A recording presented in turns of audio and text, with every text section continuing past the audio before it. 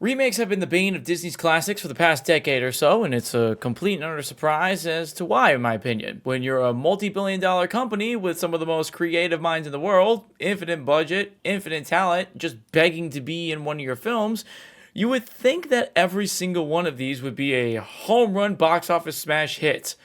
But apparently they're not. Cinderella, in my opinion, was really well done. And I liked how the changes were really interesting with what they've made. You know, complimented both her as a person and the whole story in general. But for Snow White, it doesn't work. Could it be the dreaded woke-minded virus? Are we doomed?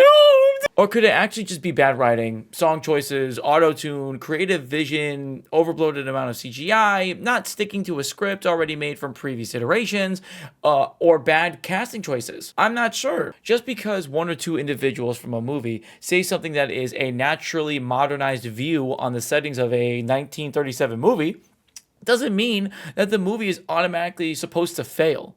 I mean, hell, the same people that supported episodes 4 and 6 want Star Wars to go back to that, but they have no idea that it was actually inspired by the Viet Cong resistors and colonialists fighting against the imperialism of America and Britain back during the Vietnam War. If you don't believe me, here's the guy to tell you himself. To me, and I'm interested in. You did something very interesting with Star Wars, if you think about it. The good guys are the rebels. They're using asymmetric warfare against a highly organized empire. I think we call those guys terrorists today. We call them Mujahideen, we call them Al-Qaeda. When I did it, they were Viet Cong. Exactly. So were you thinking of that at the time? Yes. So it was a very anti-authoritarian, very kind of 60s against the man kind of thing, nested deep inside of a fantasy. Or a colonial, you know, we're fighting the largest empire in the world. Right. Snow White's remake falls in line with a continuous drive of people complaining about the movie before it even comes out, having issues with the dwarves being removed for bandits instead, just for them to bring the dwarves back in the most unnecessary way. Why do CGI for them? You literally have actors that could have portrayed them perfectly. How do I know this? Well, they've had them in previous renditions of the Snow White story. Obviously, unfortunately, this one didn't really go so well. Not only did this occur, but you also had Rachel very against the idea of what Snow White was in its Disney-originated story, or even in the Brothers Grimm story, and state that she should be a woman of her own strength and volition. And on the other hand, you have Gal Gadot. No. No. No. And therapy. Max Lord, you're putting yourself and everyone else in grave danger. I need you to give me the stone. What happened to it? Kal-El, no. Why, for once, can't I just have this one thing, Steve? This one thing. Be that as it may, everyone has their own opinion on certain things. So it's perfectly understandable that she may feel this way, especially at the age that she was at. I'm not going to try and hold that against her, but making sure that I don't read about anything or watch anything, I wanted to go into this movie with a clear mind and understand why, on God's green earth, Rotten Tomatoes would give this a more positive rating through its audience here, though the critics don't like it, but then also bringing up the IMDb numbers. I don't really want to bring them up because it's such a dramatic change in everything, but you know, let's see if this movie is actually worth it. And for me, honestly, the movie's not that bad. In my personal opinion, the settings are really well done, but you can definitely tell that it feels like there's two different movies placed into one, combating to be the top dog. It seems like there's too much CGI in one scene, then barely in the other, but it seems like they were kind of rushing it. The transitions, though, are really well done. The mother in the well movement, the child to young adult transition, even the forest. I mean, honestly, for that part, for me, it was really well done, and it feels like a remake from the classic film. You have the scary creatures, the ominous lighting, the branches reaching out to her again, the giant evil tree trying to consume her. It does a really good job of showcasing the true fear that she experiences when running from home after being close to death, running away from a home that she lived her whole life in, only for her to be completely kicked out of it. She falls into the waters below, washing up into a small riverbank, and then she encounters a small fawn emerging from the shadows. The coolest part is the whole transition from the dark and the brooding scenes, the brooding colors to this soft and bright template, symbolizing that she's finally safe with the small woodland creatures amongst her. This transition felt really nostalgic, and to me, it made me feel like I was watching the classic again. One thing that really shines throughout the whole movie, in my opinion, are the set designs and the costumes. Although they have these unique styles for the backgrounds, the bandits, the guards, Snow White's design still kind of sticks closer to the classic with some of the smaller updates, especially for the sleeves, rather than completely changing it. It makes her stand out later on in the film, which I really enjoyed. But in the beginning, it complements the area around her, which I also like. What doesn't help, though, is what they've done with her hair. It's become a bit distracting at times, seeing how short it was. But, I mean, for the design of Snow White, personally, I thought it was just a nitpick. The Queen's outfit looks really well done. It gives this kind of avant-garde / Great Gatsby style with all the jewels, the fancy headdress, the crown. Even with the style of the hag, it didn't look too crazy with all of the prosthetics. And I liked how the bandits looked. The guards' uniforms were really well done. The contrast between the prosperous to the decrepit village in front of the castle is incredible. I mean, hell, the shifts in castle design looked really well done, too. The music, too, is really well done. Except for the weird, evil Queen song. Gal Gadot can really hit them high notes, yes, but the song doesn't fit the character, in my opinion. It should be way more menacing and almost maniac to complement the actual fear she feels about not being the fairest of them all. The classic songs work really well in this new modern style that they have, and the duet between Jon and Snow is actually really nice. In fact, both of these songs that they do are really nice. I like the personalities that they give to each other within these moments, and it really does show that kind of, growing within each other.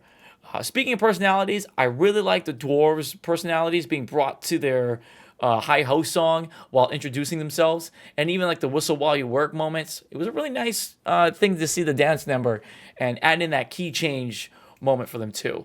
What they did to the classic songs are really nice, in my personal opinion. I enjoyed the newer songs as well. Even Snow White's first solo, she really drives home the idea of wanting something more with her life, but also missing her family and wanting to do right by being kind and being honest. I haven't heard any of these weird girl boss songs yet, but maybe I will. Speaking of, hearing and even seeing things, for an hour 45-minute movie, it felt really rushed. I felt like a lot of moments were added that perhaps weren't needed, yet it still worked very well together. Personally, I didn't feel bored at all during the film, but I will say that if this is what they had with all of the fat scraped off of it, then I'm okay with it. But there is one thing that really stuck out to me, and I know it stuck out to you as well, that many people are using this as the reason that the movie gets a 1.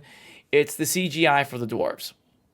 And perhaps this is going to be a hot take, but I actually kind of liked it. When you watch the whole movie, you actually notice that there is actually a little person within the bandit group who is the master of the crossbow, which, seeing the little person human and even the dwarves, it makes sense coming from a D&D standpoint.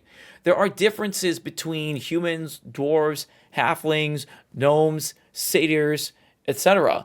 that D&D portrays, that the movie's trying to portray from my personal perspective. What I'm getting at is this. The movie is trying to show the differences between dwarves and humans as species, especially because in the film, the dwarves are doing some pretty over-the-top things that the CGI would have been perfect to utilize in these scenarios. I mean, during Hi-Ho, for example, they're flying around on a train cart going what could only be 50 miles per hour down these crazy tracks. That would definitely harm a normal human actor, yet made easy by CGI. Both species in the film are shown to have many different character traits that would have been hard to replicate for real-life actors. The dwarves are stockier in their build. They have larger heads, more expressive facial features because of that. And canonically, they are 274 years old in this story. Doesn't really change anything because you can call yourself 200 in a movie, but whatever. And the humans are humans. especially little persons. It's trying to portray the importance that a little person isn't a dwarf. They're human through and through. And I think it would have been a complete disservice to the little person's community, in my personal opinion, because they aren't dwarves, they're humans. But again, that is just me. I know the importance of making sure that they have the opportunity to be placed in all of these incredible films. Like I said before, Mirror Mirror was able to do it very well and do it perfectly. But from the outrage that they received and putting them back in immediately as soon as possible, I kind of understand the reason as to why they did what they did. Do I fully agree with it? No. But do I think that it's a terrible thing for this to happen as well? No. Speaking of humans, though, Gal Gadot tries really hard to act like one, and it just doesn't seem physically possible. Gal portrays the evil queen in the beginning as a very standoffish yet stoic kind of queen, which provides a pretty good amount of mystery from the previous iterations that we've seen her as, which was this kind woman who was willing to provide what we assume was kindness. For Gal, this is where the acting chops stay. It doesn't really get better than here. Her song is crazy upbeat for no reason as an evil queen, which does not work. I don't understand why it can't be more ominous. Why can't it be something like Hellfire or even Oogie Boogie Song? Something that gives you that weird, eerie kind of feeling. It's too pop for an evil queen to have this. She should be more of an evil, slowly turning maniacal queen. The song should have sounded with more desperation. It should have had more anger in it. But unfortunately, the song perfectly reflects Gal's performance. She looks the part, but it doesn't fit her whatsoever. Which is weird because she has more character as the hag than she does as the actual queen herself. Which, in retrospect, is not much of an improvement. I will say I like the way that she died a little more in this one rather than the original, just because it's her breaking through that she will never be the fairest one of them all, because it's not about the beauty outside that the mirror is describing, it's the beauty within. And I like the fact that that is the main message. Beauty within beats extensive. And watching her literally disintegrate and then get absorbed and thrown into another plane of existence after she tries to destroy a magical object, it's kind of cool. It's like destroying a bag of holding and just watching a black hole just appear out of nowhere. Good luck trying to escape from that. Speaking of beauty within and beauty extensive, let's talk about Rachel. Before I get to any of the stuff with the movie, just know she is a 23-year-old remaking a classic Disney film. When she made it those recent comments that we're all talking about 3 years ago, she was 20, a young adult, brand new to the industry. She has an opinion on what she thinks the movie should be about and has every right to express herself that way. Whether or not she and I agree with that sentiment, the directors and producers created what they wanted to create, and she acted the part. Not only that, she did it extremely well. She's a great singer. She really knows how to create a strong presence in her songs in both fortissimo and pianissimo fashion. And not only that, she does a really great job as Snow White. Snow White is supposed to be kind, doe-eyed, adventurous, and all of those moments are really well read. Not only that, her girl boss moments are what? Her not wanting to be ruled by her stepmom that took over her home after her mom or dad died? Her wanting to save her people, but not understanding how she could do that without losing her morality? Where the hell does she pick up a sword and shield and stab someone and say, I fight for myself, screw men? Oh, I know where.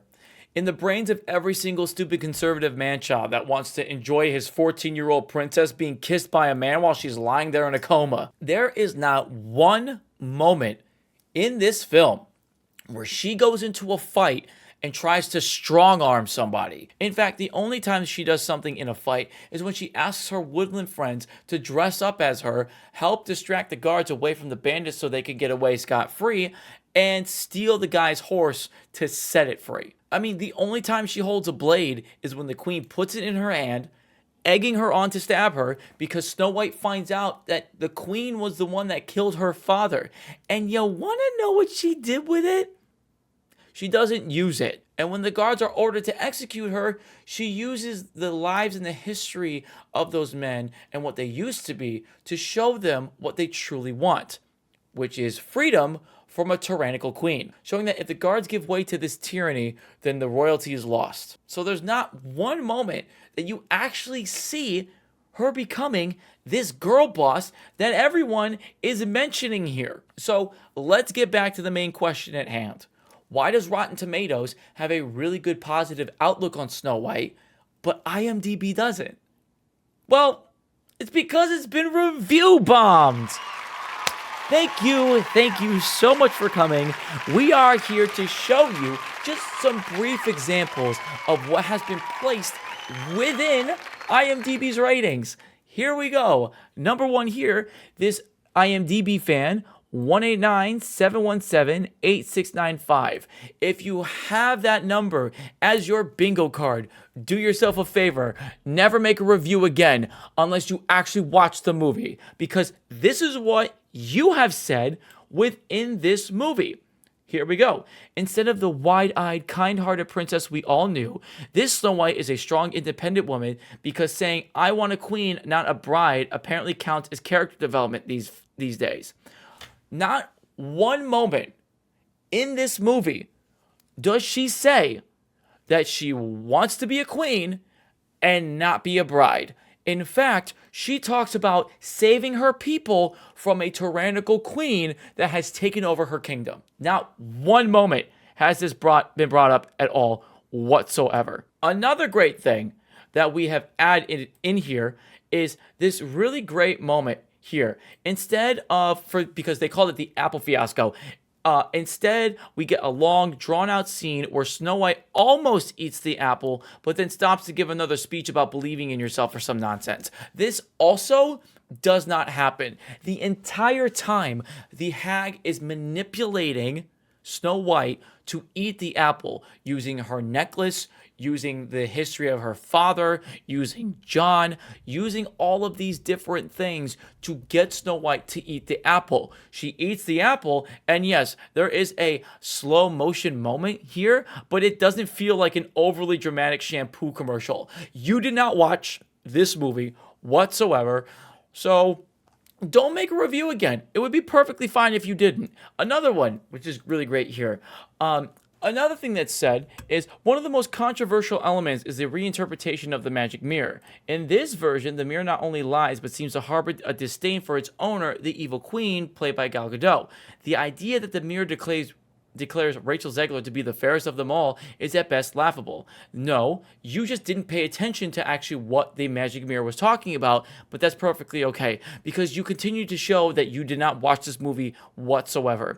It's not that Zegler is unattractive, but the direct comparison to Gadot, which on-screen presence is nothing short of dazzling, renders the mirror's proclamation utterly unconvincing. Again, you didn't watch it, because if you did, you would know that they were not talking about the extensive beauty. The magic mirror even said so at the very end of the movie, that it's within, the beauty within your soul, your heart, your mind, your consciousness, that is what they were looking for, okay? So it could have been you ugly son of a gun. You could have been the thing that the mirror was talking about, not Gal Gadot. But of course, you don't watch the movie, you don't actually retain the information, you don't actually listen. It's fine. Maybe you shouldn't be able to make a review either, whoever you are. Another one, really great one here too. Rachel Zegler's Snow White, instead of exuding grace or wonder, stumbles through a muddled script that seems more intent on pandering to modern gimmicks than honoring a beloved tale. Where? Give me an example. I would love to know this, because to be quite honest with you, I didn't hear any sort of pondering or modern gimmicks whatsoever. It sounded more like they were all in tune with the idea that the evil queen is being an evil queen and being tyrannical and taking over the castle and taking over the village when she rose to power after the king has been vanished and the mother died.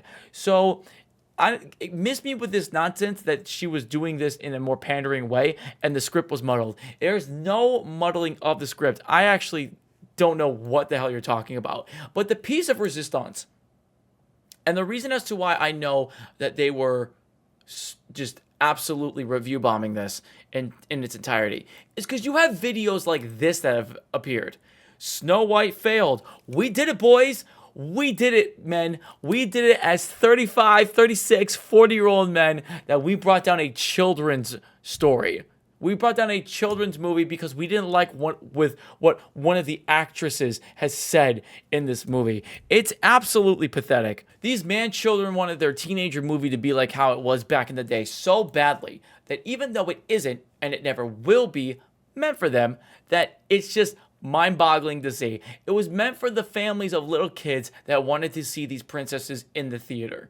Okay, let me give you an example. When my girlfriend and I went to see the movie for a date night, all we could hear were families laughing together, enjoying this film, and having a great time. That's exactly what this was about. This film is not bad, but it's not great either. There were some really great things that they have done. There's some things that they could have worked on, but all in all, it's a nice film. It's not that bad. These reviews make no sense whatsoever, because when you watch the film, none of these moments have actually happened. And the idea of review bombing it just because these old losers don't like what Rachel Zegler said about supporting Palestine and not supporting Israel is stupid. And again, just because she feels one way about a 1937 rendition of a story that you don't like doesn't mean that this movie deserves the hate. Oh, there's this one loser named Jonah Platt who decided to take it upon himself to be a whiny Nepo baby and try to use his freedom of speech to undermine someone else's freedom of speech and think that people won't and can't criticize him for it. Well, I am. Maybe what you should be saying, instead of tearing down one person for their views on the Palestine-Israel war, is that even though she feels that way, and she has the right to, and you should still go and see the movie to support the people that worked really hard on it. In fact, you are using Rachel's message that she made as a weapon against the people that made the movie, because I don't see you or hear you talk about going to see the movie to support those that worked on it. And it's going to sound crazy, but it's obviously because you're Jewish. You support Israel. And because Rachel doesn't, you decided to use your platform called Being Jewish to go against her.